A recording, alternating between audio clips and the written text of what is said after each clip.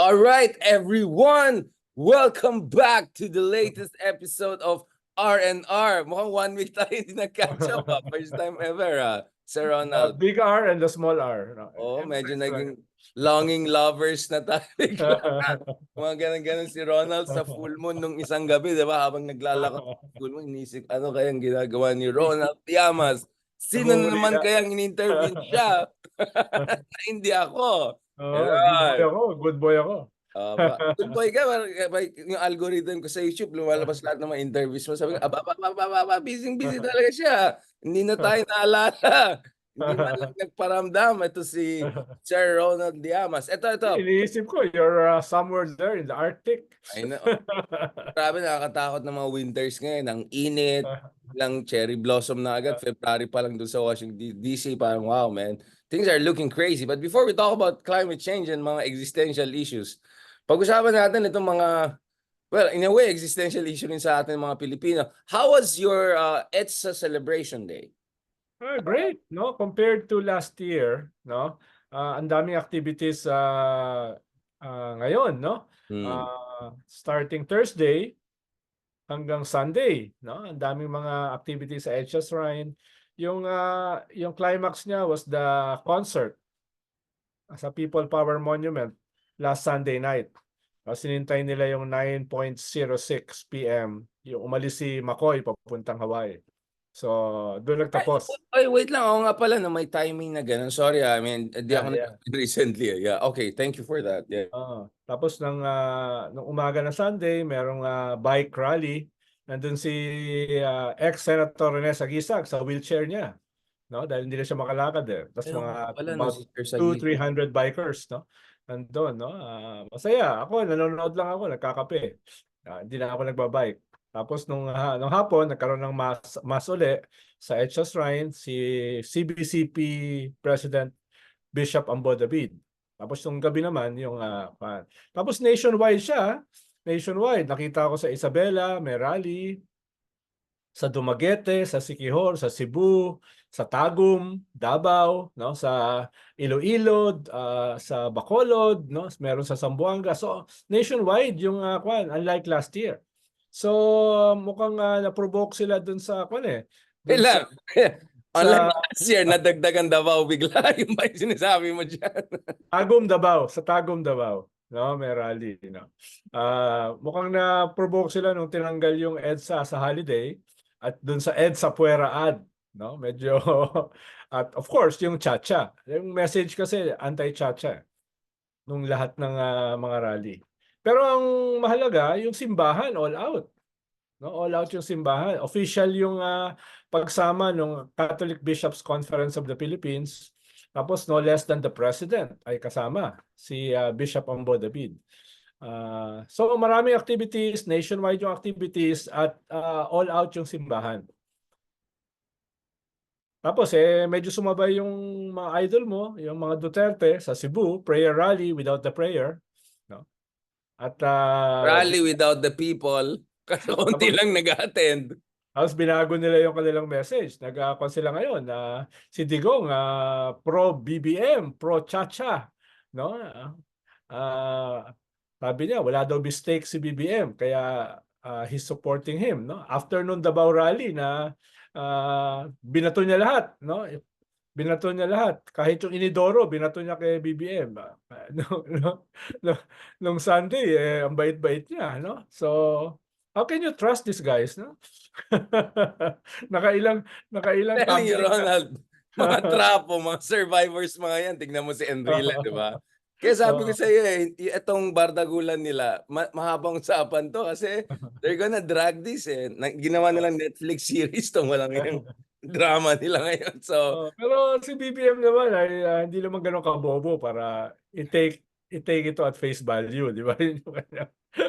Yun nga, slow burn to. Medyo slow burn strategy silang pareho. So, let's see ano yung ano yung tarang Chinese style ba yun? Death by 1,000 cuts. Parang gano'n natin gagawin nila sa isa't isa.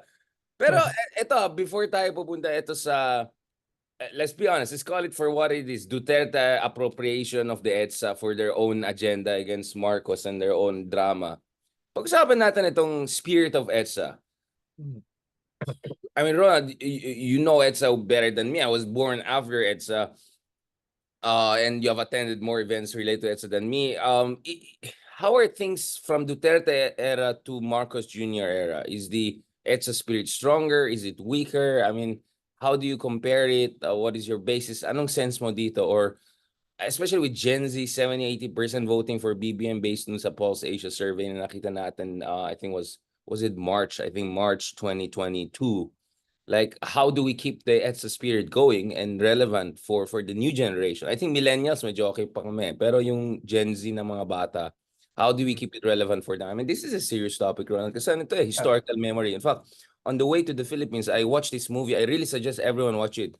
Argentina 1985. This is the trial of the generals involved in extrajudicial killings and the desaparecidos. So they made a public trial of the generals and brought in yung mga biktima, ng desaparecidos, yung Ano yan, extrajudicial. sa Argentina?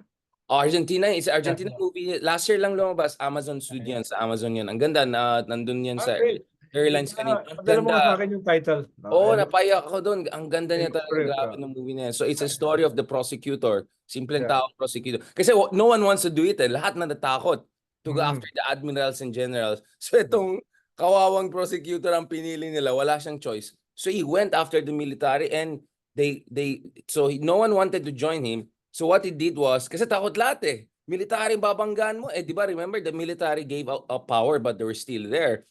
So Yeah. what happened is he had to hire kids. As in literally kids fresh from college na walang anything to lose. And what they did is they went all around Argentina kasi ang argument nila is to establish command responsibility. To establish command responsibility legally, you have to show there's a systematic violation of human rights. So they had to go all around the country, gather 8,000 testimonies, bring over the people to establish na hindi ito mga isolated cases na nanlaban lang or collateral damage. No, this was a systematic violation. There's a very beautiful quote there. Sabi niya, sadism is not political ideology, right? This was not about saving the nation. Kasi usually ito yung mga drug war. Ganun. So, ang dami niyang mga parallels sa akin ng Philippine martial law, pero also yung kay Digong. So, and you could see dun sa movie na yan, but yung mga medyo fascista na mga middle class, some of them were shocked into conscience nung na-televise yung story and then nagpalak. It's very drama. I really suggest guys to at least check the trailer. So I was very moved by that movie and all. So then I wonder, like, kamusta naman sa Pilipinas in terms of the spirit of EDSA? Of course, things are not 100% good.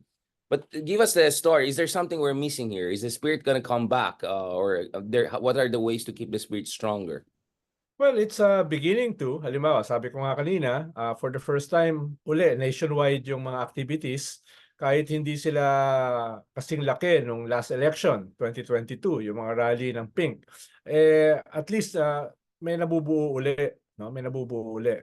Nung 6 years kasi ni Digong, halos nawala yung EDSA eh. Diba? Na-demonize yan. Tapos ina-atake yan all over the place. Nung panahon ni BBM, nung first year niya, nagbigay siya ng nominal statement, no?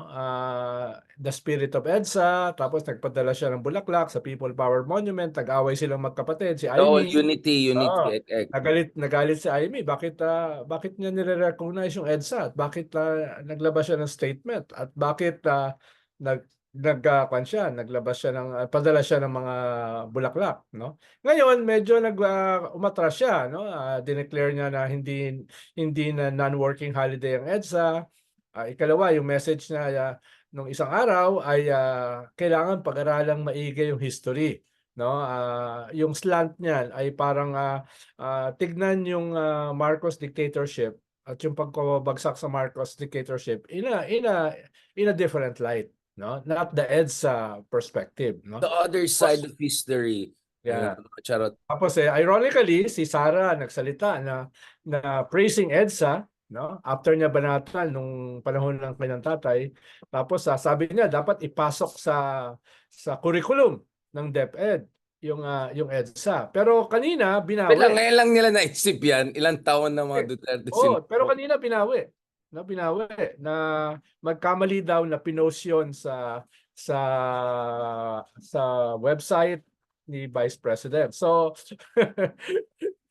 just a few hours, no, binawi uli kagad, no. So hindi naman sila pwede ma-misquote or ma-taken out of context dahil statement nila yun eh. Statement nila. So, yun yung nangyayari. Pero sabi ko nga doon sa isang interview kahapon kay Terry Ridon sa teleserye at teleserbisyo, sabi ko sinusubukan i-co-opt yung messages nung traditional opposition nitong bagong opposition, no? Halimbawa si Sandra Cam praising Liberal Party President Edsa, yung kanyang anti-Chacha position, no? Bloggers ng mga pro Duterte, no? Praising yung call ni Senator Hontiveros na mag-drug test pareho si BBM at saka si Digong, no? So tapos ito nga yung statement ni Sara about EDSA. So pinapalabas nila na magkakampi yung bagong oposisyon at saka yung dating oposisyon, lalo na sa positioning sa anti-Chacha, no? Pero nakagulo itong positioning ni Digong last Sunday sa Cebu na siya, okay na siya sa Chacha. Ronald, magulo lang talaga si Digong kahit ano position. Magulo lang talaga Pero siya. imagine mo yung mga vloggers nila, imagine mo yung talking heads nila. Like last January, di ba? Last January, before the Davao rally, ay pinuri rin niya si BBM at sabi niya walang pulburon video, walang kinalaman si BBM sa ICC, no? Tapos comfortable siya kay BBM. Inulit niya uli ngayon. Anong Sunday? Comfortable siya kay BBM at napaka-dignified daw ni BBM. Although it's a big non sequitur, no? Ano naman kinalaman ng pagiging dignified doon sa Ayan kanya? na naman. Oo. Dignified para drug addict, parang ganun bang gusto sabihin niya. Ang laban talaga ng mga to. Tapos sabi pa niya na walang mistake si BBM kaya nagpapatuloy yung kanyang suporta kay BBM. Parang mali yung nagpapatuloy yung kanyang suporta. No? Ito ba yung para mga military withdrawing support, we restore our support? Yes. Love.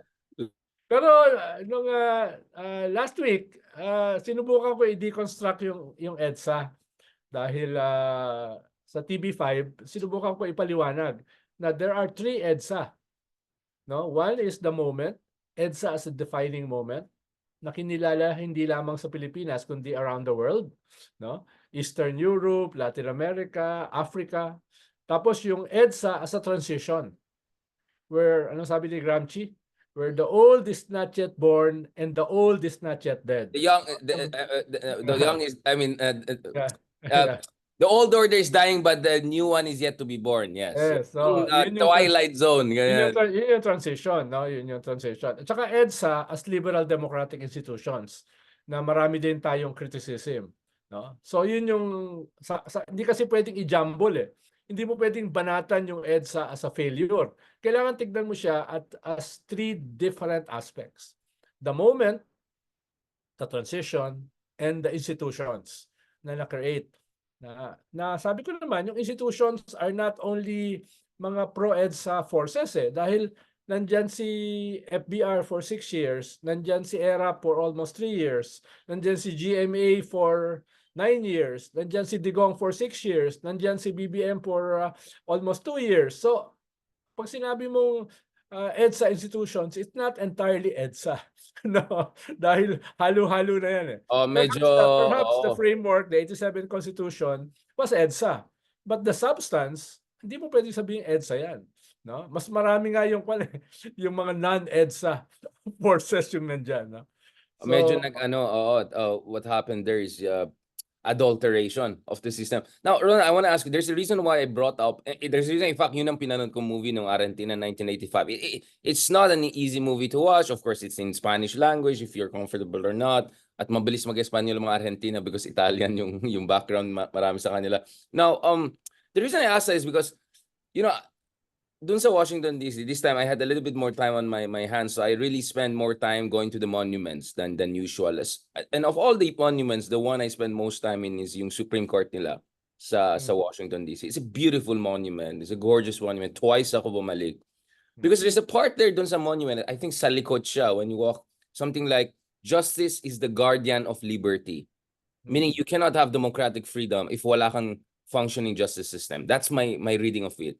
Yeah. And obviously, I don't go to US nowadays praising them kasi alam ko napakasabog yung politika nila kasi it's interesting, you see the symbol of justice overlooking, tas andun yung US Congress na may mga QAnon, Gulo-gulo. mga ganun. Yeah, alam na natin yan, but just rewind a little bit.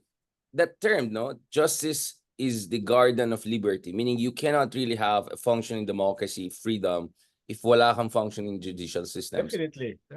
So don't you think, ang basa ko, this is one of the biggest anomalies with what happened after Edsa. You're absolutely right. Edsa as the moment was really world historical, to use the Hegelian term. But the problem is was the follow through. And one of the, I think, blind spots, and I discussed this with Attorney Jokno, which we'll discuss him in the next episode about the Senate slate of the opposition, is etong tinatawag natin na legal deep state. Etong mga Marcos era judges, si Mendoza, right, yung mga prosecutors ni Marcos Sr., a lot of them just were sticking around. These law firms, networks of law firms, a lot of their sympathizers in the education system. So if you look at it, napaka-shallow yung na purge ng EDSA, because any successful revolution has to have some element of cleanup, right, to put it nicely. And for some reason, one of the most important elements of that cleanup didn't happen, which is the judicial system. Ito ang basa ni Jokno. And I agree to a certain degree because yun nga, inisip ko, what's going on here? What's going on here in terms of bakit hindi binigyan na at sapat na attention, considering we're a nation of lawyers?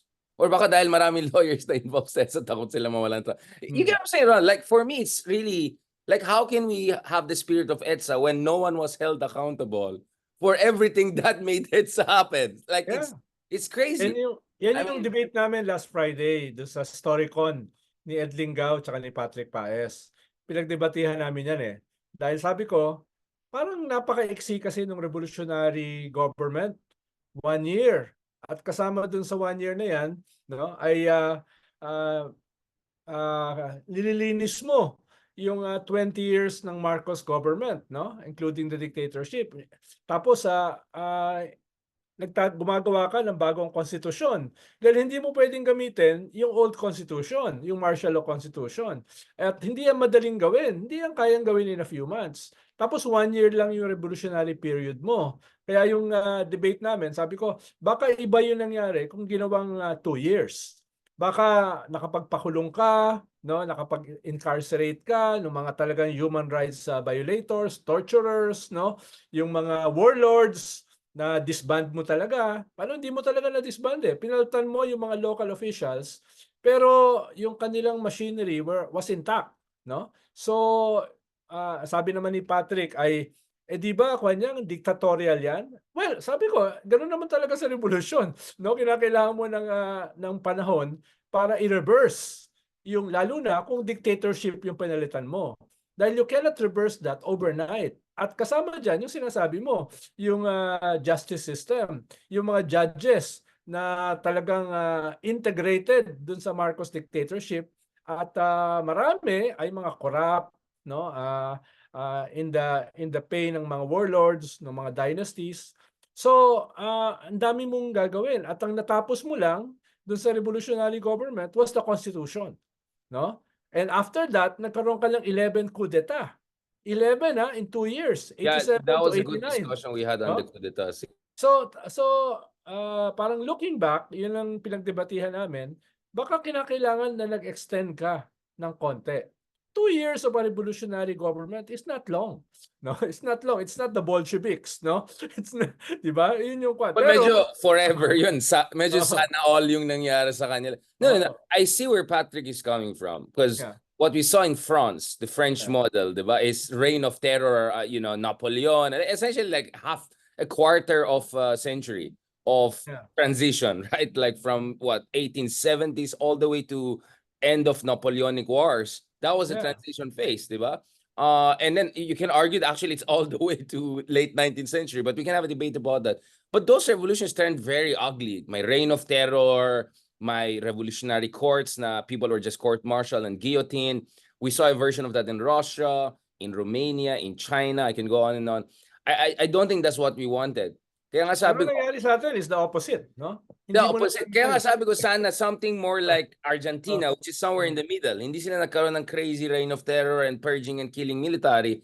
May pacted transition, meaning they had to negotiate with the generals to give up the power, transition to civilian government, and then slowly go back and do something about it. Or at least the South African model of Truth and Reconciliation Commission.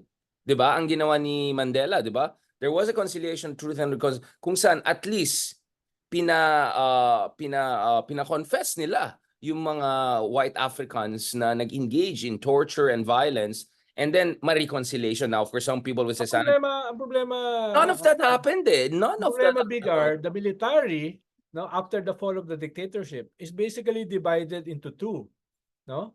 The Marcos loyalists, no, na ilalagaan ni Marcos, the Fabian Bear machinery, and then the RAM, which was trying to bring down Marcos, but who wanted to create a military junta. So itong dalawa, so wala kang wala ka pang tao sa loob ng military. It was a people's uprising, no, triggered by a mutiny which doesn't want to bring back the post-Marcos, the pre-Marcos democratic arrangement. Ang balak nila was a military junta. So, napaka-crucial ng coercive arm of the state doon sa transition. Kaya yung sinasabi kong delicate transition, 11 coup d'etat, no, in 2 years, no? Kasama diyan yung God Save the Queen, di ba? Dahil very popular si Cory sa hindi lamang sa Pilipinas kundi around the world, pinapalabas nila that they're trying to save the Queen from the communists. Ganun yung political narrative noon, no, nung unang mga coup d'etat. So ang hirap eh, no? Siguro kung meron kang additional year, it's just 1 year. Perhaps ay nakakreate ka ng mga supporters within the military, no? Ang ginawa mo, yung head ng mga mutineers, si Enrile, ginawa mong defense chief who organized the coup against the government. So, Diba? Machiavellian move yan, keep your enemies Diba? close, except you're not ready for your enemy yet, right? They're Yes, too strong. but it's Cory and some do-gooders, some civil society, no, etc. So hindi ganun ka-consolidated yung 1 year mo, no? Kaya nga sinasabi ko, if naging 2 years yan, baka mas marami kang nagawa. Ni wala ka na pakulong eh. Di ba? Ang dami mong sinasabi na torture, ang sinasabi It mong was madami na too nice. extrajudicial killings. Yeah. Pero wala ka na pakulong. At pinabalik mo yung mga Marcoses a few years later, 1991. Nakabalik sila and they almost won dun sa first presidential election. Di ba? If Noong not for 92. Danding. Not Diba? for Danding Ronnie. Yeah, kung nagsama Si sila, Imelda, yeah. tapos kaagad yung yung Edsa mo, no? So, and starting there, nagbalikan na yung mga cronies, nagbalikan na yung mga warlords, nagbalikan na yung mga Marcos supporters. They changed colors. They changed political parties. Most of them joined the ano yun? Lakas o LDP, no? LDP. At tinanggap naman sila ng LDP, no? And the rest is history, no? Yun yung nangyari, no? Dahil wala ka man lang naparusahan. So, So in a sense, there was no history. Sabi ko lang, Richard, part nung 38 years ng liberal democratic institutions, no, are not really the EDSA forces. The EDSA forces disappeared eh.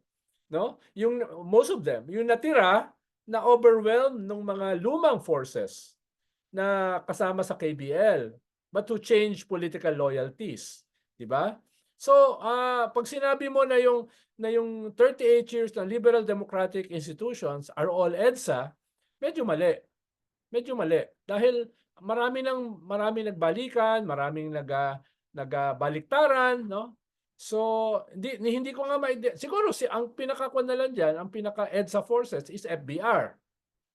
No, si FBR na nakaaway din ni Cory at saka ni Cardinal Sin nung last 2 years ng kanyang term because of pirma. Tapos si Pinoy.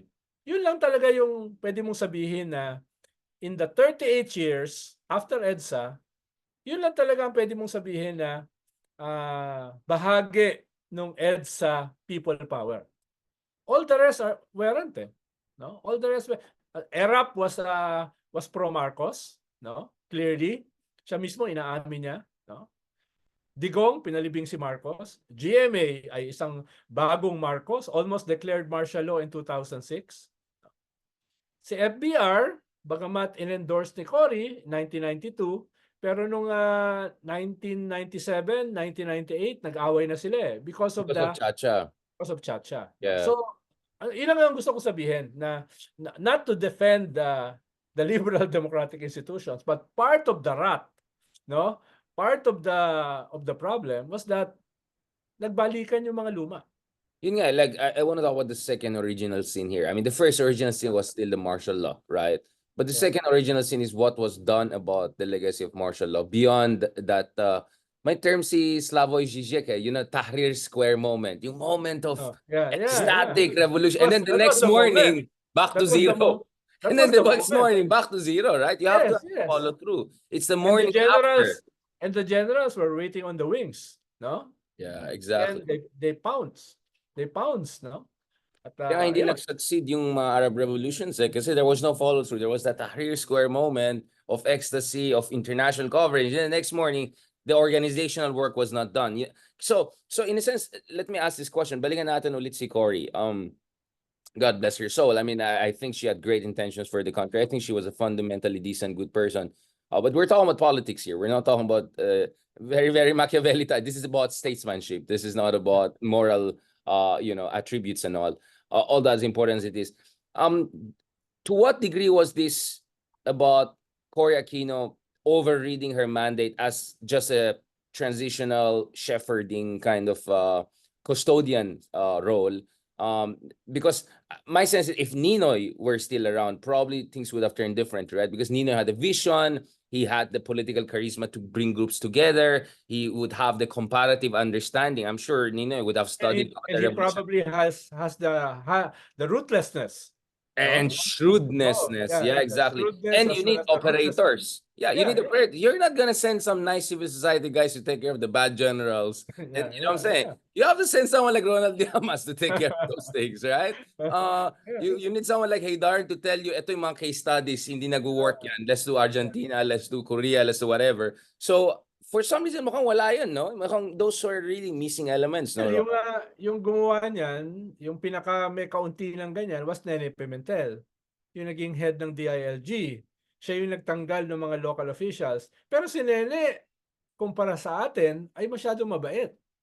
Di ba? Mabait si Nene, no? Yun yung kulang din kay Nene Pimentel, no? Kaya nabola siya ni Digong no? Nabola siya ni Digong, no? Sabi ni Digong, isusulong ko ang federalism, no? After 1 year, tinapunan niya yung federalism. Kaya naman siya sinuportahan ni Nelly Pimentel because of federalism. Ginamit lang ni Digong. Ginamit lang, yeah, exactly. Kaya ang bait kasi ni Nene, di ba? Ang bait niya, no? So, yan yung problema. At yun na yung pinaka-political operator ni Cory. Of course, then Piping was there. Pero wala namang posisyon si Piping sa gobyerno no?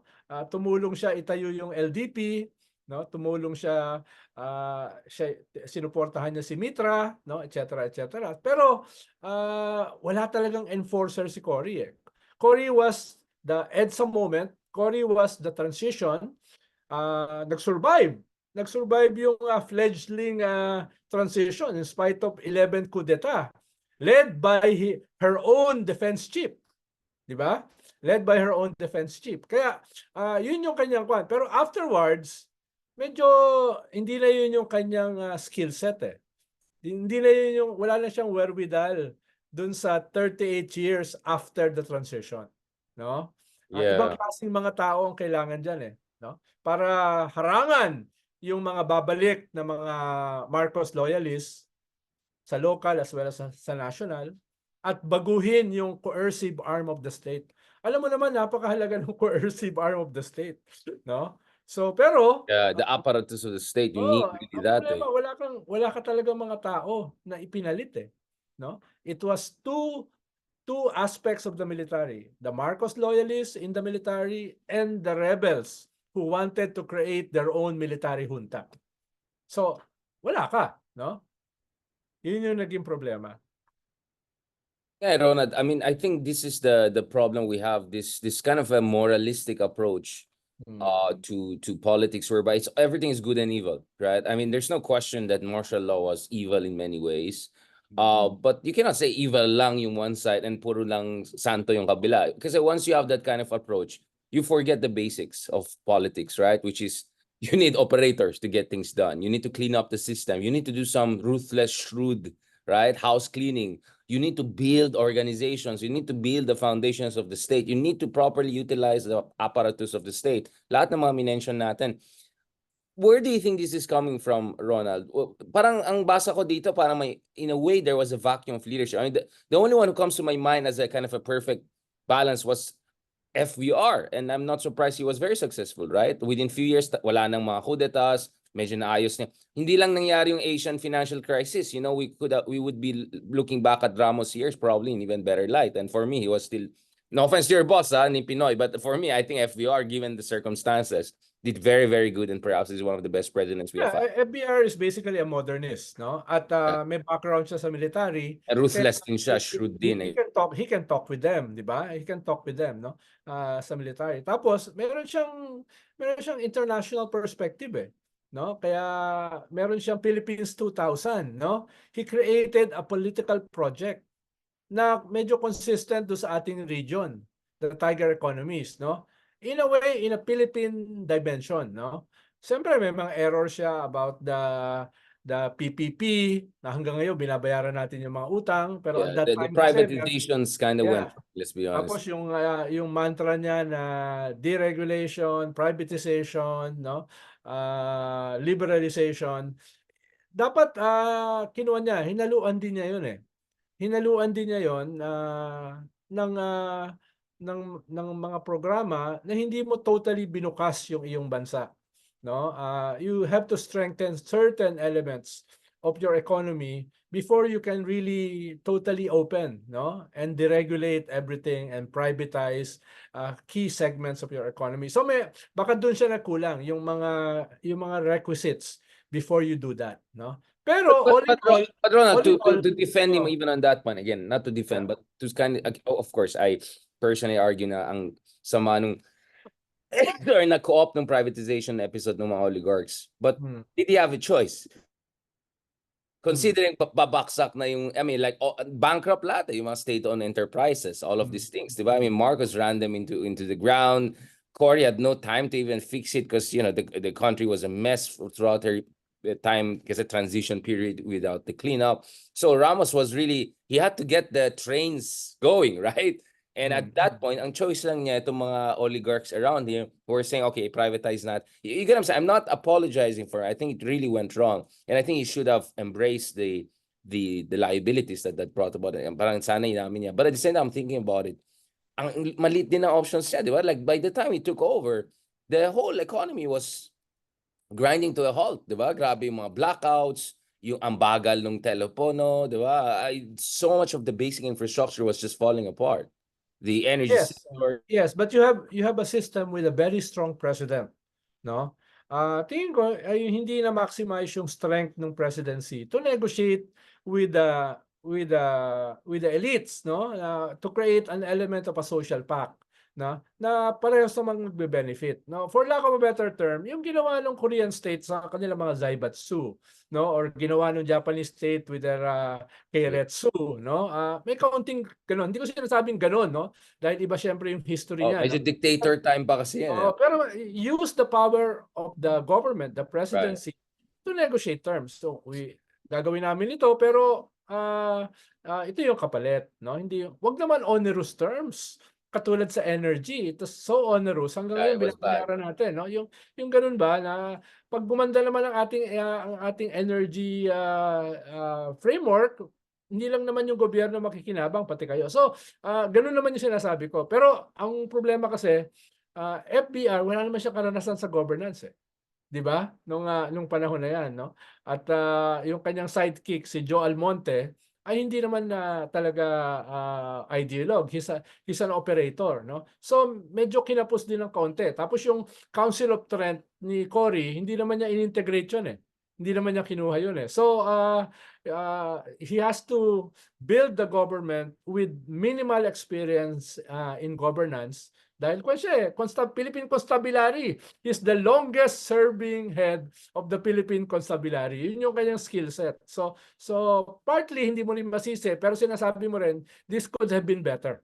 Yung negotiations niya Yeah, with... exactly. I Yeah. agree with you. I agree with you. I think some of the terms were a bit crazy for the national interest, no, na compromise lang yung national interest. At ito yung mga oligarchs with, really, like alam mo, yung mga like hounds just waiting to get their chunk of the meat, diba? I think we gave them a little bit too much. Actually, you're right Mas about that. classic rent seeking eh. Yeah, exactly. No, actually, I agree with you na he could have done more in a sense that, remember yung privatization of the telephone sector and parang I was told na at some point he was using even military intelligence to intimidate some of the other oligarchs, Yeah. right? To come along with some of his infrastructure modernization program. I'm not gonna name names, but you can guess, mga nire-refer ko dito. So he was ruthless if he needed to be in terms of building the Dahil infrastructure. ang model niya is the tiger economy. Yeah. At malaking element sa tiger economy is a strong government.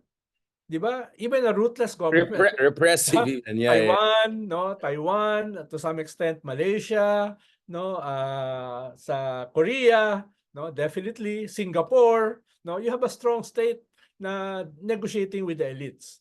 So parang sinasabi ko lang, pwedeng na-strengthen pa yon yung role of government. Dahil ang model mo is tiger economy. You cannot have a tiger economy without a strong president and a strong state, di ba?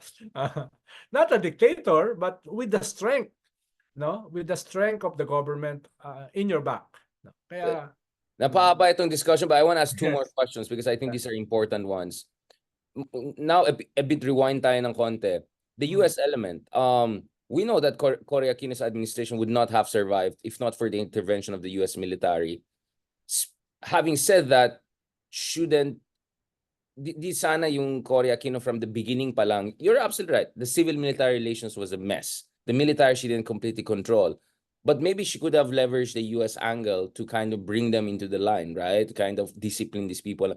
You know what I'm saying? Because she had a good relationship with the United States, diba? And parang patapos ng Cold War dito, medyo mahina ng Soviet Union. This is not the 70s or 60s. Patapos ng Cold War in a way. I mean, no one, of course, knew that babaksak ng Soviet Union within a few years. But nevertheless, I mean, the environment perhaps would have been more auspicious if they leverage the US military alliance to crush itong mga bad rebellious, let's just call it what it is, proto-fascist military elements, right? Because at the end of the day, it was US who saved Cory Aquino anyway, diba? If not for their interventions. Looking back, halimbawa, pag yung una niyang state visit sa US, ano yung isang key element ng kanyang speech? We will pay all our debts. We will pay all the Marcos debts. Dapat humingi siya ng counting breathing space. No? Oh, that's a disaster. The good Diba? debtor model, Kami that's ng a greeting. total disaster. So, okay. Wala tayong resources, wala tayong pera, no? Bagsak yung economy, tapos magpupromisa ka to pay all the debts, all the Marcos debts. Dapat humingi ka ng breathing space, no? Babayaran namin yan, pero we need several years, no? Para maayos namin yung aming ekonomiya bago namin simulan. Look at the odious debt, Ronald. There are some debts na technically we shouldn't be paying kasi odious debt yan. Napunta lang sa front ni No? Marcos yan. Pero yun yung pala, that was just the first year, eh. No? Talagang debt service nag-take its toll dun sa transition. No? So ang dami mong iniisip, tapos nagbabayad ka pa ng huge debts. No? So ang laki ng outflow of resources, financial resources. Yun lang sinasabi ko. Ito yung mga what could have been. No? What could have been. Siyempre, hirap din siya noon dahil wala rin siyang karanasan sa governance, wala rin siyang karanasan sa political economy. Tapos parang indebted siya sa mga Amerikano dahil kinupkup sila, no, doon for several years, no? At tumulong naman, pero hindi masyadong tumulong in terms of the economy. Yun yung naging problema with the Americans during the transition, 'di ba? Hindi sila masyadong tumulong eh, no? Unlike in Taiwan, I think in the case of Taiwan, Chiang Kai-shek, up to quarter of their national income was aid from the United States. Yes. Tapos ng Chinese Civil War. So actually, if you look at many US allies from Middle East, malayo tayo. Yeah, they juiced out the US. They juiced out the US. And then the Japanese nga they were given a cut of slack kasi the Japanese didn't pay na too much reparations to us and all. Kasi sabi ng US, hindi, kayong priority, hayaan mo ng mga Pilipinas. Andyan yung Russia. So, hindi tayo magaling in terms of making use of our alliances, which we'll discuss in a separate episode mamaya pag-usapan natin Taiwan, West Philippine Sea. But I want to just end it. The other what if Ramos had more time, meaning nag-succeed yung kanyang cha-cha move, and we didn't have Erap, don't you think things would have turned out? Maybe Ronald Llamas would not have become the Secretary of Political Affairs, but I don't know. I think Philippines would have been in a better place if Ramos had more time and we shifted to a parliamentary system. Could be, no? Pero hindi ko sigurado kung kaya niya labanan yung Erap. Pero definitely, mas may fighting chance siya kaysa kay Joe de Venecia.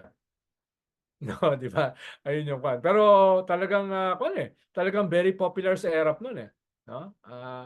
Erap is not just the digong then, no? Erap was a combination of Robin Padilla, Rafi Tulfo, Duterte, di ba? Yun yung kanya noon Unstoppable siya di ba? Yun yung problema noon Ano yung Suicide Squad, yung parang mga bad versions ng Marvels, andun lahat sila Will Smith, yung mga gano'n, parang all elements andun di ba? Yes. Kompleto siya. You're right. I mean, people underestimate, people make fun all of these Arab jokes, but let's not forget this guy was vice president, senator, mayor, shrewd politician, very shrewd politician, right? Hanggang ngayon, may influencer moment pa rin siya. So, Street fighter yun. Hindi grabe. Hindi yun bobo, no? Macho yan, exactly.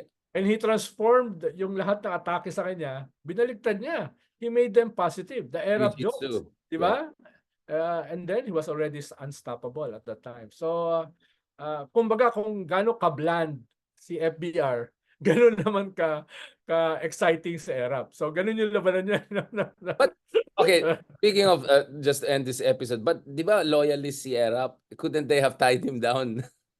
Yeah. Yun na lang. I mean, if you can beat the guy, tie him down for his background, right? Tinanggal siya as mayor. Isa siya sa mga tinanggal noon, no?